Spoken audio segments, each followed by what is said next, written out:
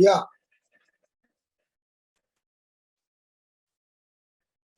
Look at the first question of the day. How far do you agree that the behavior of Indian monsoon has been changing due to humanizing landscapes? Discuss. So read the question carefully. Read the question carefully and take 5 minutes and give the points which you think are reasonable. Yeah, good points, Sumant and Rajni. So this question, you can say, is a kind of environment and geography related question. Okay, so they are asking you the indirect impact of the urbanization and various other aspects which we are doing through humanizing of landscapes, and what is its impact on Indian monsoon. So it is indirectly associated with climate change also. This question is associated with climate change also. Yes, agreed.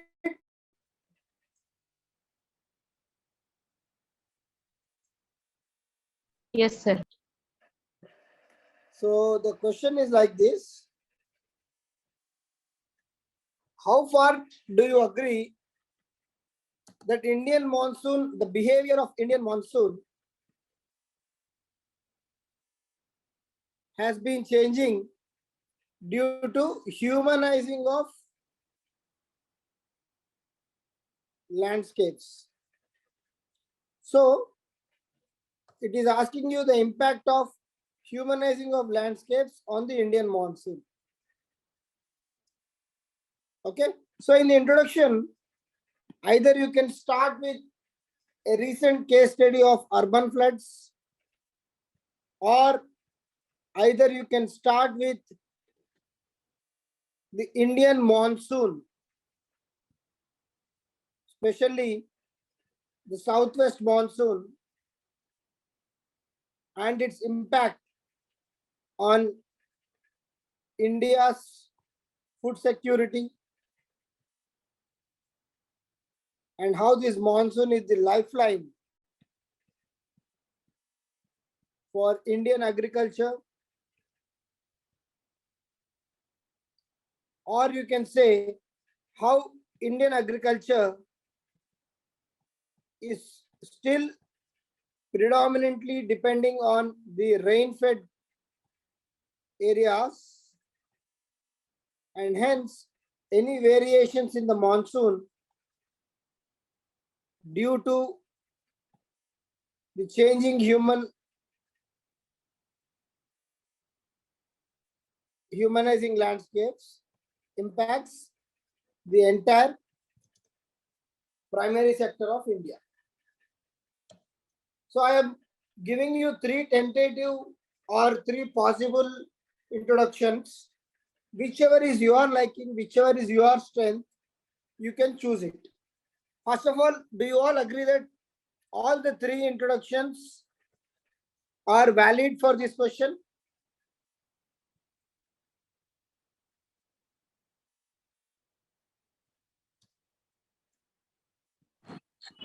Sir, third one, like it is about agriculture, no, sir.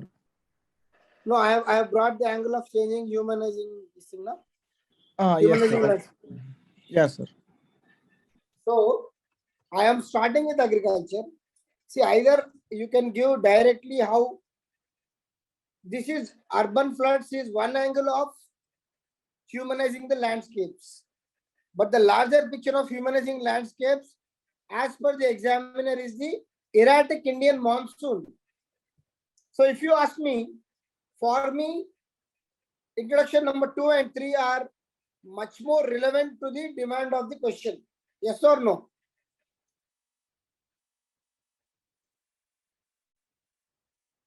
Yes, sir.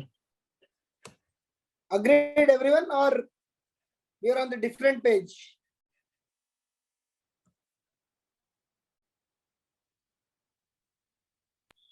Sir, the agriculture perspective, I feel it can be better at conclusion than introduction. Okay. Then what do you want to write in introduction? Sir, either with the recent floods in urban cities or the by directly going to the definition of humanizing landscape. Okay, fine. I'll say I'll use the urban floods concept in the conclusion.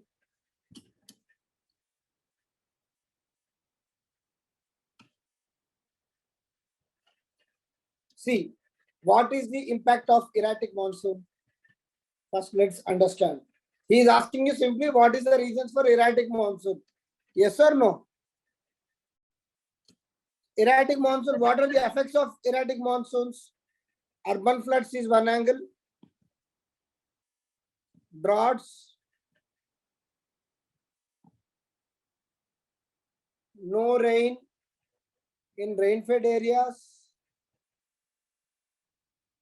and overall agricultural sector is suffering. Yes or no?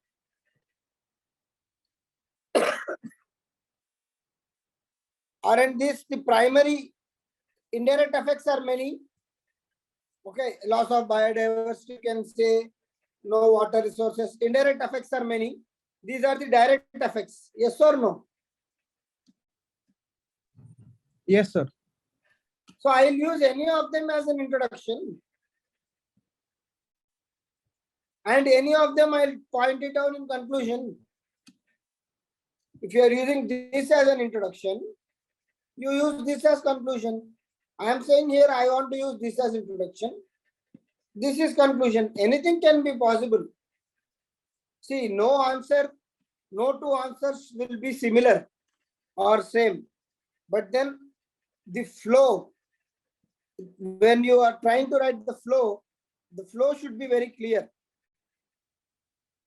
So whatever way you want to write, if you want to say A plus B is equal to C or B plus A is equal to C, both are ultimately C. But whatever you are writing in A plus B or B plus A, it should make sense. Clear? Okay, sir. Fine. The introduction is clear. Now coming to the body. So what is it says?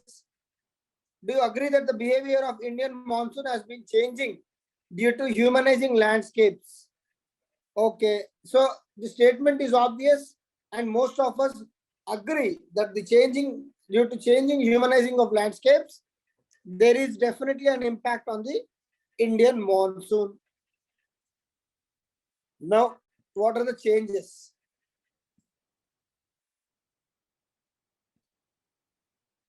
What are the changes?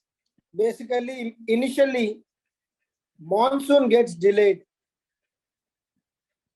Monsoon gets delayed. We frequently keep listening to this. Instead of June 3rd, it comes on June 15th or 16th, hence spoiling the entire Kharif season. Okay, because of delayed monsoon, the monsoon cycle is impacted.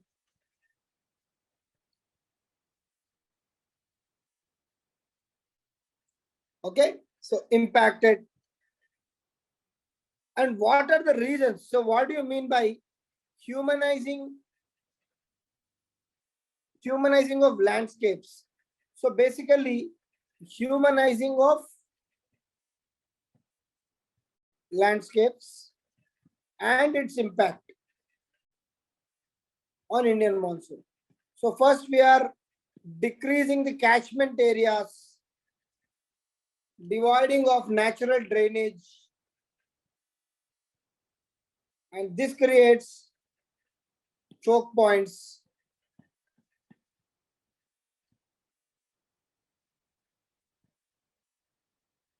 Man-made floods. So this is because of not having proper natural drainage to the river bodies or the lake systems. So what is the impact of this? Urban floods. Example, you can say Hyderabad, Chennai, etc. Next is what? Disturbing the ecologically sensitive zones. Example, Western Ghats. When you disturb the ecologically sensitive zones, then you can write these points. Delayed monsoon, the monsoon cycle is impacted. Okay, the southwest monsoon is delayed because the monsoon is delayed because there is no proper pressure formation, and frequent effects of El Nino or La Nina are because of climate change. So pollution, extreme pollution, which is hindering the cloud formation,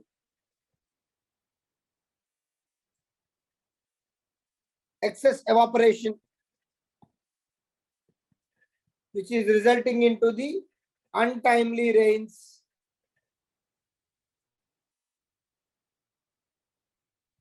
and then the concrete jungles,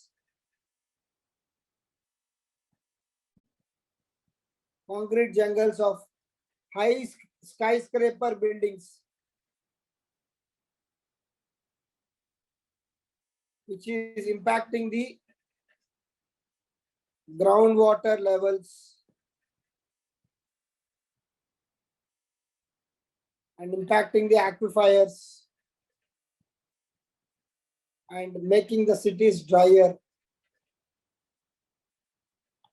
So all these are the human actions and their effect on the Indian monsoon.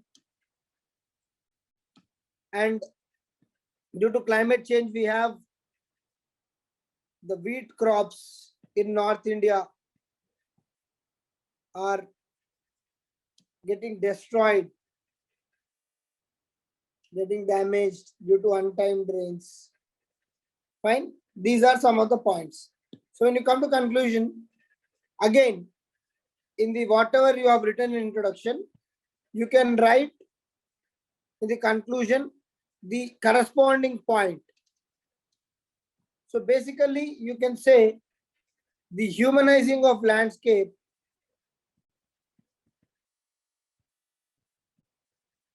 is endangering is not only impacting the monsoon,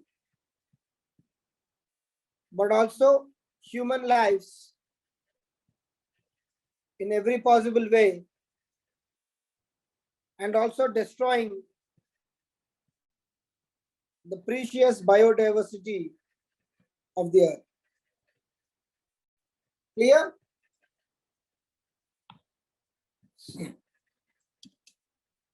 Is it clear, everyone? Yes, sir. Suman, clear? Yes, sir. Yes, sir. Rajni, yesterday we have seen Sumant and other people. Okay, you have written with urban floods.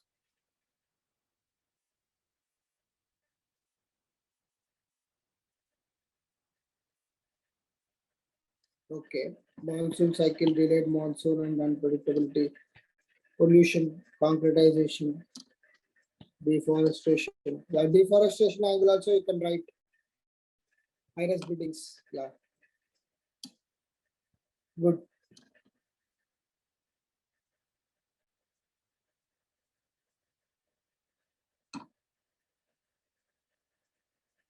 See the second question. What characteristics can be assigned to the monsoon climate that succeeds in feeding more than 50% of world population residing in monsoon Asia? So basically they are asking what are the characteristics of monsoon climate in India.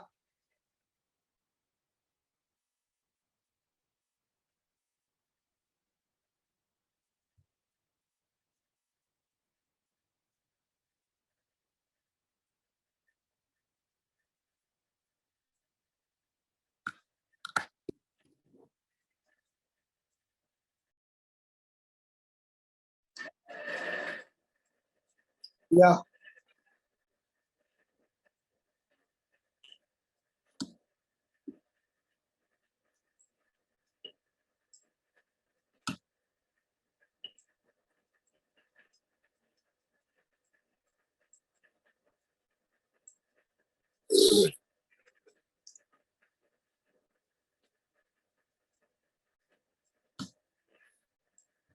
yeah.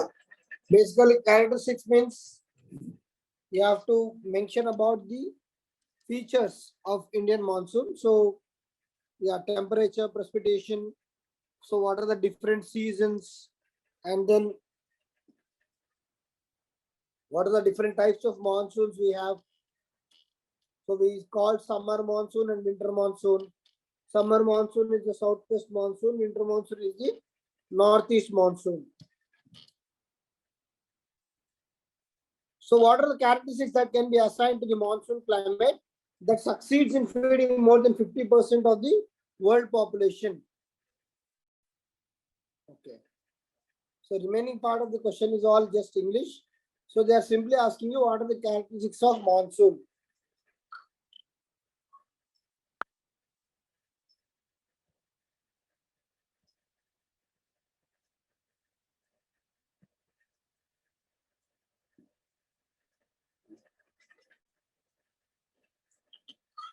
So, you can start this answer by defining what is monsoon. What is monsoon? It is, these are seasonal winds, okay, which experience reversal and blow between certain latitudes.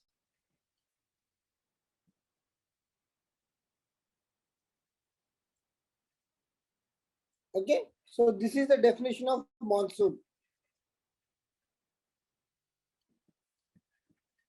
In the answer, you can straight away come to the characteristics of monsoon. Characteristics of monsoon. So, what are the characteristics of monsoon? Basically, seasonality. So, what is seasonality? The monsoons come during summer, that is from June to September. This is called southwest after summer, sorry. After summer, this is called southwest monsoon. And then northeast monsoon from October to December. Okay, so this is northeast monsoon. If you want, you can show the wind patterns for southwest and northeast. For southwest monsoon, it is like this. For northeast monsoon, it is like this. Okay. So next, what are the other characteristics? Second characteristic is temperature. So what is the temperature? So basically a temperature means in what temperature zones, in the what temperature regions, this particular, and what is the temperature during this monsoon. So basically, so what is the temperature? In India, the temperature varies from around 13 to 14 degrees and it goes up to the 46 to 48 degrees. So the monsoon operates in this temperature. And then these temperatures and monsoon help in growing certain crops. For example, during the winter season, that is the Rabi season, in the North India, this low temperature plus monsoon or low temperature helps in growing the wheat. Similarly, the temperature of rice during southwest monsoon helps its production. And the next important characteristics is precipitation. So what do you mean by precipitation? Basically, it is the annual rainfall or how much rainfall is there during the monsoon. So basically at all India level, okay, the Indian average for monsoon is 118 centimeters. I am assuming it is right. If someone wants to Google and correct me, you can correct me. But I think it is average, approximately 118 centimeters. This is all India average. That is 1180 or something mm.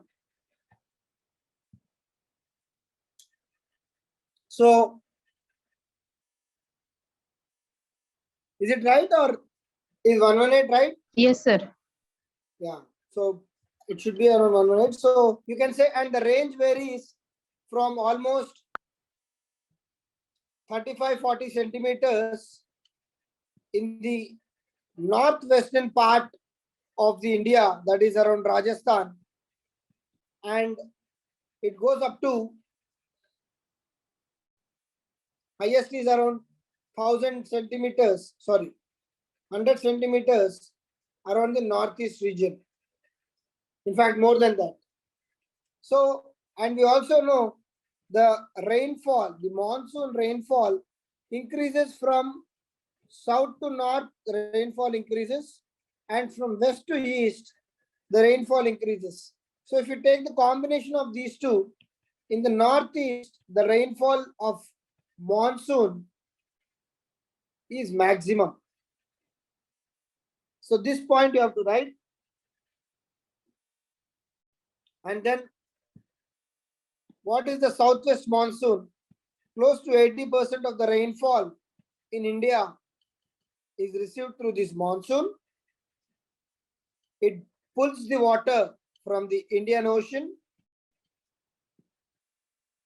And then the northeast monsoon brings rainfall to the Coromandel coast. And it is basically caused by high pressure winds. And it is also popularly called as retreating monsoon. So these are the characteristics of Indian monsoon. And then conclude saying that the monsoon is the lifeline for Indian agriculture, which is still largely rain-fed in nature. And this particular monsoon supports close to 50% of world population. Clear, everyone? Yes, sir. Sir, should we write in the context of India only, or should we also give little information about Asia? Because the question asks about monsoon Asia. Yeah, monsoon Asia. So when if we have some information about other countries, okay, but then see monsoon Asia meaning it is basically monsoon comes to maximum Indian subcontinent only. Okay, Indian subcontinent. Maximum it comes to Indian subcontinent. If you pool all the countries in the Indian subcontinent, they are already 40 to 50% of the world population. And throughout Indian subcontinent, the monsoon characteristics are same. And basically, monsoon across the Asia also, especially it is in South Asia only, monsoon, right? So across all the countries, the characteristics of monsoon are same, right? Okay. Yes, sir. So maybe you can show like this as to how other countries are also having the monsoon climate. Okay, good.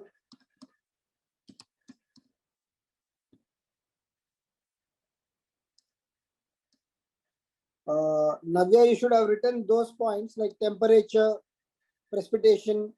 Those are the characteristics. Here you have written the what are the important. What is the this is what is the importance of monsoon? Like the livelihood, cultural and agricultural monsoon climate, harvesting. So these are the importance of the monsoon. So you can write the temperature, how much is the precipitation, and then you can write about southwest and the northeast monsoons. How does the cryosphere affect global climate? I would say this is a fairly easy question. Almost, any serious aspirant will know. So basically, they are asking you what is the importance of cryosphere means. Cryo means something which is frozen.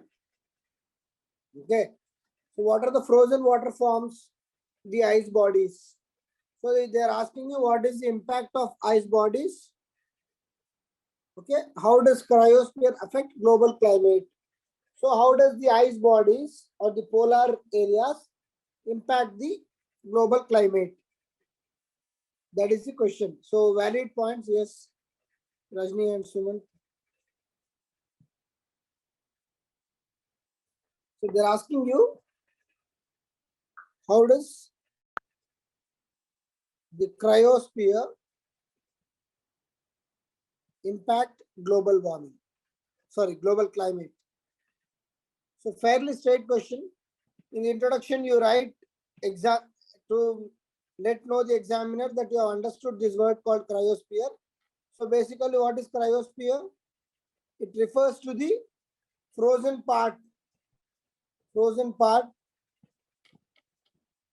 of the earth, which includes snow, the polar regions, okay, etc. So how does it impact? So come to the body straight away. Impact of cryosphere on the global climate. So what is the primary importance of ice? I hope you all know something called albedo. What do you mean by albedo? Anyone, what do you mean by albedo? Sir, the reflecting capacity of ice or any surface. Yes. Not albedo is the reflecting capacity of any surface. So amongst all the reflecting surfaces, the albedo is highest for ice. So the importance of ice is it reflects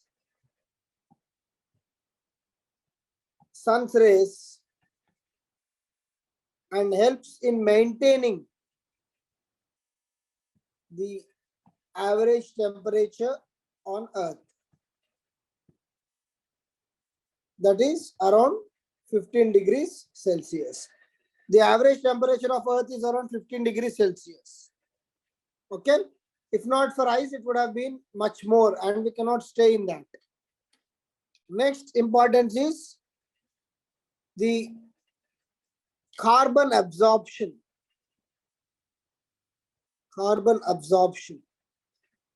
So the ice or the cryosphere acts as sink to CO2 emitted, and if there is no cryosphere, CO2 increases, which increases the greenhouse effect and which increases the global warming. This is another importance of cryosphere. Next is the sea level maintenance. Sea level maintenance. So if the cryosphere sinks, the sea levels shoot up drastically, which result in permanent dissolution of many cities and countries. Okay, that is one more thing. And ocean currents, they support the polar bodies, they support the ocean current movements.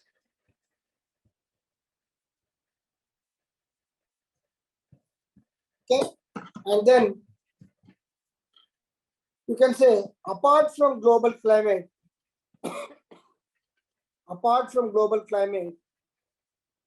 the cryosphere also acts as an important ecosystem which supports many flora and fauna. Hence, you can say this is the cryosphere is extremely important in maintaining the balance of Earth.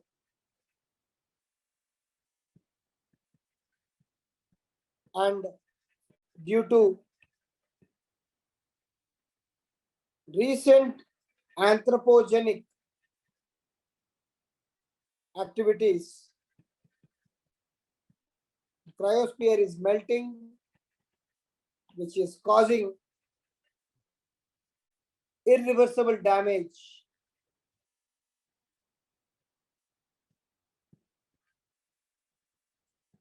to global climate. Clear? Clear, sir.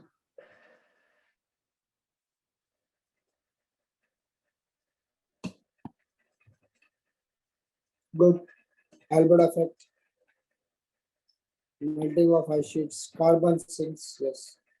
Imbalance in ocean currents. Sir, screen sharing off. Huh?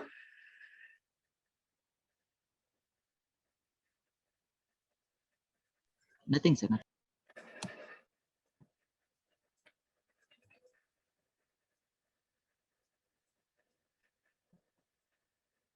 Okay. Conclusion is good, but try to give the conclusion which will make the examiner think, like what I tried to do. This conclusion is good, no doubt, but you just see my conclusion, Shanta Prasad, so that there you are giving a thought provoking that the cryosphere is important, but it is being damaged, and hence in this context it becomes much more important. Clear? Yes, sir. Clear, sir. Yeah, see the last question of the day. Why is India keen in resources of Arctic region? Okay, they are asking you what is the keenness in Arctic region.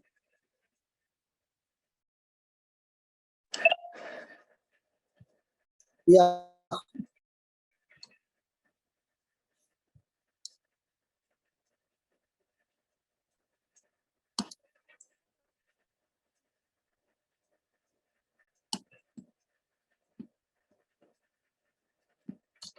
So very good points, Rajni.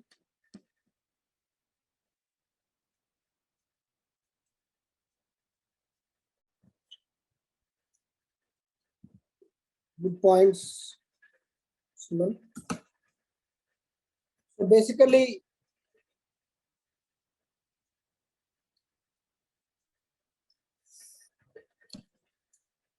of late, there is growing interest in this region, which is called Arctic region. So basically, Arctic region is the North Pole of the Earth, North Polar region. The Southern Polar is the Antarctic region.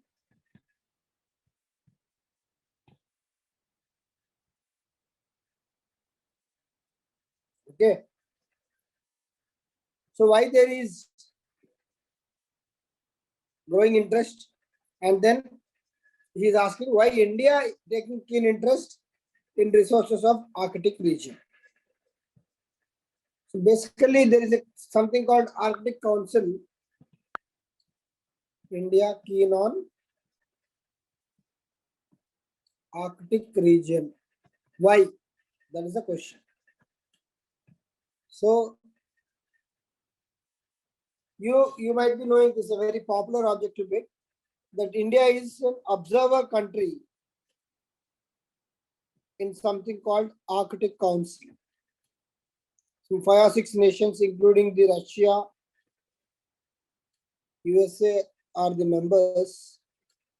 The Scandinavian countries are already members. So they keep deciding about various initiatives in the Arctic area, and India is an observer. And recently they have found out that the ice layer in Arctic is receding, and this particular thing is giving rise to huge scope to study Arctic. And it's also known that this is going to be a very next big thing as far as minerals and fuels, including CNG, or it is called compressed hydroglass or something, is very much similar to CNG. Okay, so these sources are also found. So first, coming to the introduction, you can talk about all these in 2 lines. Introduction, you do with all these in 2 lines. Okay, you can simply say, of late there has been receding glaciers of ice. These ice layers are called glaciers of ice, and this has been giving rise to a lot of scope for research. And in this context, India being an observer nation in the Arctic Council is very keen on this issue. So coming to the body, India's interest.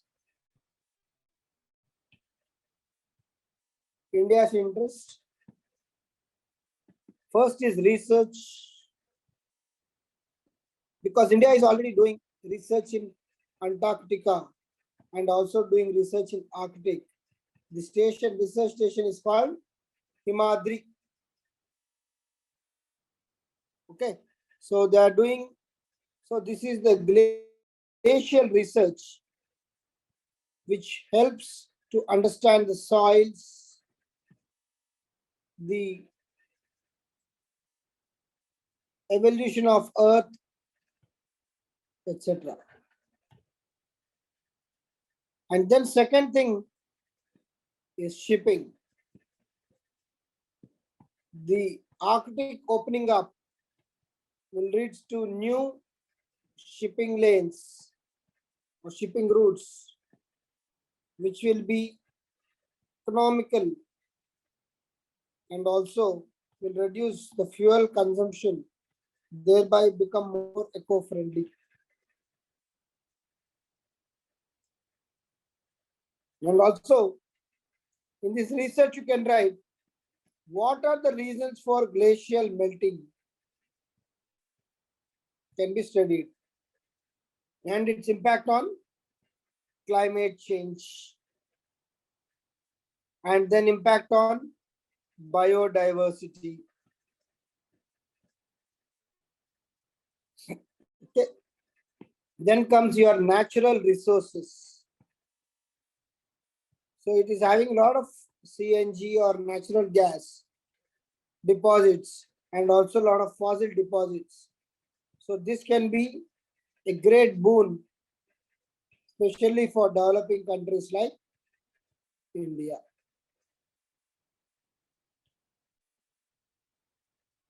Okay, and finally, the geopolitical or the strategic reason. Okay, because India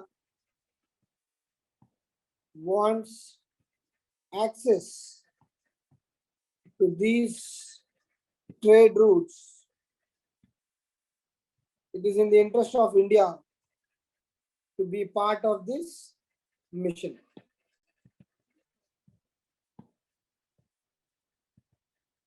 In conclusion, you'll write, hence, the melting of Arctic glaciers is giving out new possibilities. But you see here, conclusion, but the melting of Arctic is itself a very big concern to the humankind and is an indication that the global warming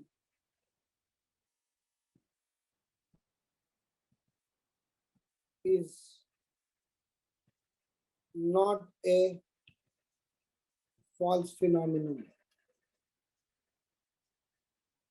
Hence, the need of the hour is to protect our glaciers. Clear? Yes, sir. The primary question is about glaciers, but see, through conclusion, I am trying to inform the examiner, okay, boss, Arctic melting is good for many reasons, but Arctic melting itself is a major cause as far as I am concerned. So this is the concern you are showing as an environmentalist. If Arctic melts, gases will come, minerals will come, more fishing, more trade. But my fundamental question is, why should Arctic melt? So here we are all saying what are the uses or what are the impact of Arctic melting and what are the India's interests. But in the conclusion, I am informing the examiner, boss, I am somehow not happy with Arctic melting. And that is no wrong. You have not deviated from the demand of the question throughout. Is it clear? Yes, sir. So these kind of, but and then giving the another dimension will really project you as someone who's understood the demand of the question in total, because you know that this is the reason why Arctic has become important. At the same time, you're saying Arctic has become important because it is melting, for which I am not so happy. And the root cause of that melting is global warming. So first, let's stop it. You have written, Suman? Yes, sir. I've written it. See, this report itself is annoying. Yes or no, Suman? Yes, sir.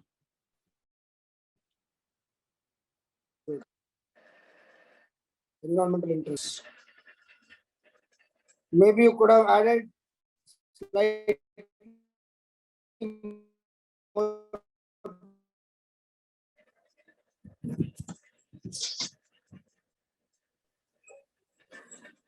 Sir, when you were giving feedback, my my connection disrupted a little.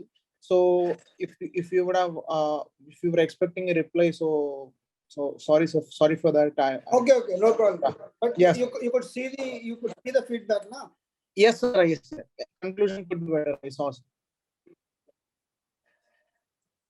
Prashanti, I have seen your answers also. You are in the class, I could see that. I've seen your answers. Okay, so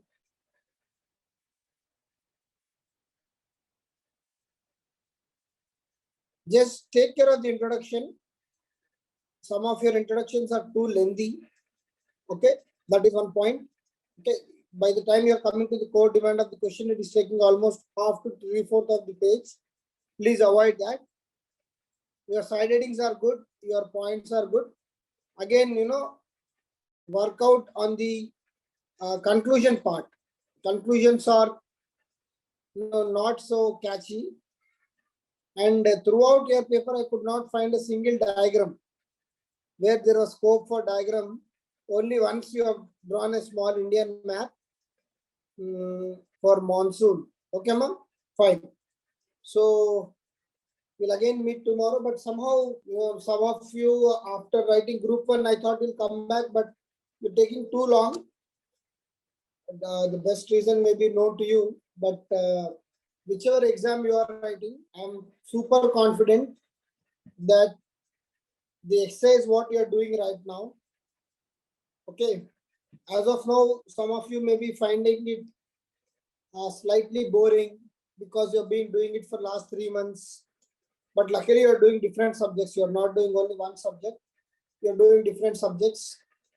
And you are revising various subjects through this process, through previous year exam questions. So without you actually knowing what is happening, you are doing something really big. I don't know if some of you are realizing it or not. In the last 3 months, we have almost covered 50% of the UPSC syllabus, and that too through question and answers.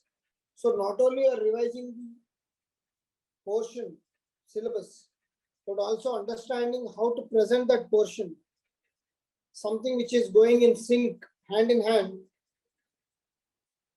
I'm really confident and hopeful that some of you are doing regularly. One day will come when you will write mains. Don't get disheartened. Sometimes prelims itself is a very big hurdle. Very soon, maybe next year, you will be writing the mains. The mains, when you write that day, when you write the mains, say by preparing some XYZ content, but let me be very honest, that content will not be helpful to you. What you are doing right now will be of extreme help to you. And that day you'll remember, okay, that you have done this and this has been helpful to you. And many people do this in the very later stages of their preparation or attempts. And only after doing these kind of exercises, they end up in ranks. But you are doing this even before actually attempting mains. So it should give you an edge in mains. So, and as Rajni says, yes, I'm not really bothered about what exactly you're reading, but whatever you're reading will become very easy after you do this, because there will not be many gaps to you in your syllabus. Entire syllabus will be very clear to you. You will be super confident that because you have written so many answers, 500,000 answers you are writing, irrespective of the question, in whatever way it is framed, you are ready with a proper framework of answer. Your mind subconsciously will be doing it every now and then. So sometimes it really surprises me with the numbers which we get in the class. Like 10 people, 12 people out of a group of 70. But every individual is matured and they can take their own call. Some might be watching the videos later. Some might be thinking 1 hour on this exercise, 4 answers, 1 hour is waste of time. Some might be super busy. So writing 4 questions for 1 hour and then attending the class on the same questions for 1 hour might be not so preferred way for few. Some may be not liking the speed 1x, they want to look at it at 4x or 5x, maybe. But whatever is the reason, I am just again trying to inform you people that if the reasons are not so genuine, it's better to come and attend the class. Not that I'm overjoyed by seeing 30 or 40 attendance. Okay, coming for the sake of attending is not a big use. I'm happy to teach 6 or 7 or 10 or 12 who are very serious than teaching 30, 40 who are just coming and attending casually. And for people who are coming regularly, at least those 10 or 12 people whose names I see regularly, try to write answers. Okay, I know some of you, Soumya, all you people are attending very regularly. Okay, Soumya, Prashanti, all you, sometimes Raghuram. Okay, you people are attending very regularly. So it shows that you are interested, but at the same time, do write answers regularly. So that way, you will be connected to the class. How you know? Not necessarily that I am actually evaluating your answer.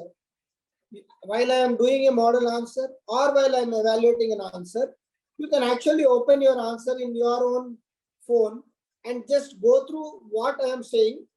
Are those points in your answer? Yes, I missed this. And you remember the moment, I'm sure someone who has done it will definitely agree with me. The moment you are reading the answer along with my model answer, and these days I am writing the answer also for your benefit. In fact, out of the 200, 250 words, I am writing 150, 160 words.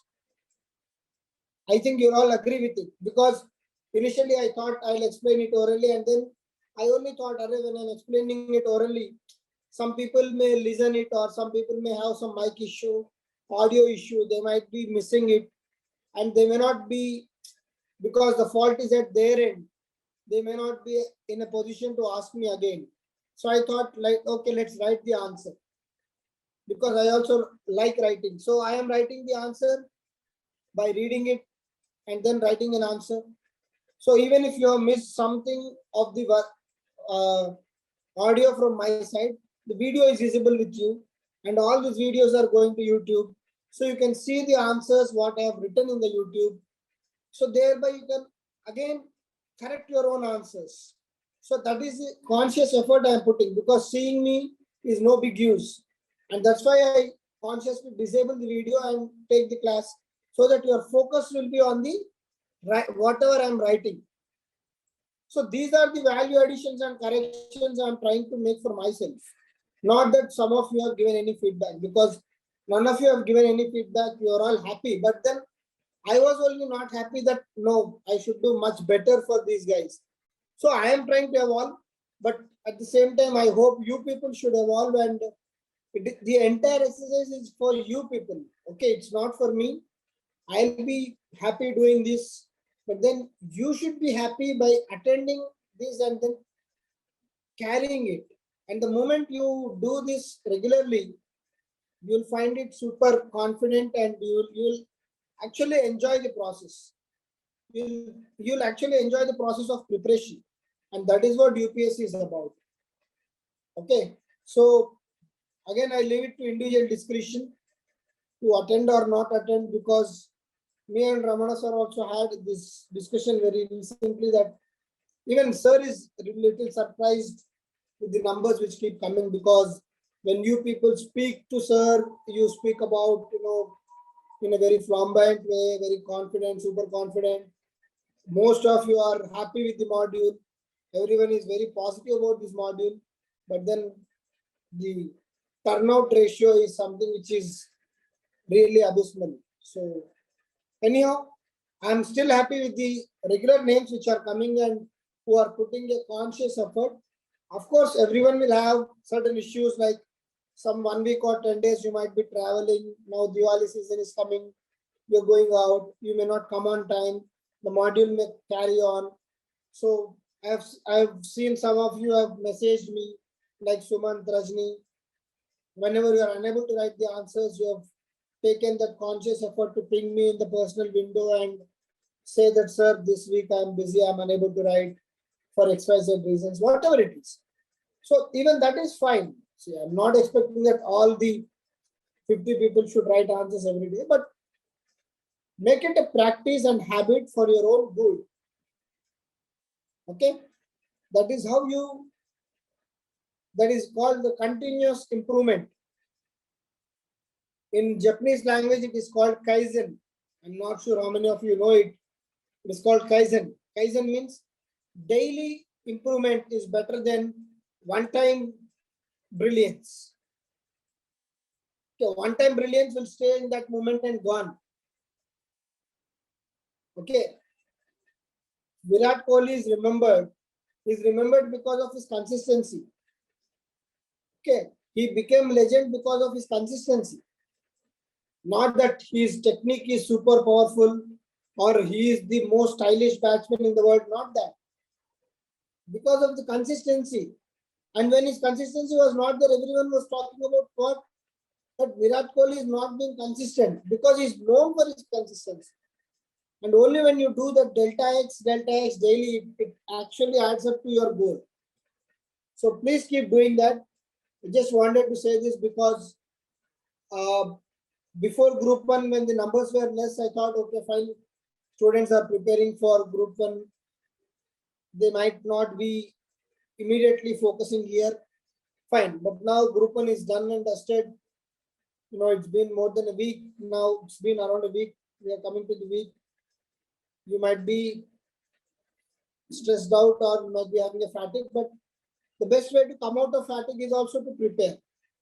You might be thinking it's a joke, but it's actually fact. Okay. On that note, we'll meet again tomorrow. Good night.